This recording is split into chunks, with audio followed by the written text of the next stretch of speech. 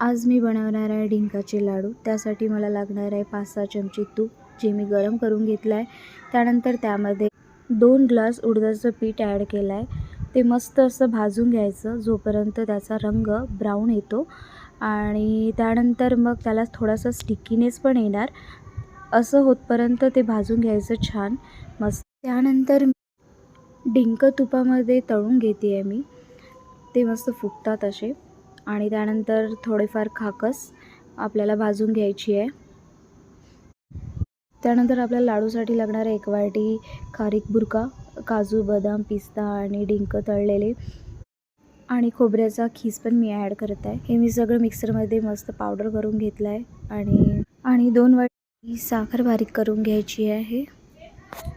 हे सर्व मिश्रण मिक्स झाल्यानंतर मी आता याचे लाडू बनवायला घेत आहे आणि हे मस्त असे लाडू तयार झालेले आहेत। हे उडदाच्या पिठाचे आणि डिंकाचे लाडू हिवाळ्यात तर लहान मुलांसाठी फारच पौष्टिक असतात। ते नक्की खायला द्या। आवडल्यास लाईक, शेअर, सबस्क्राईब नक्की करा। थँक्यू।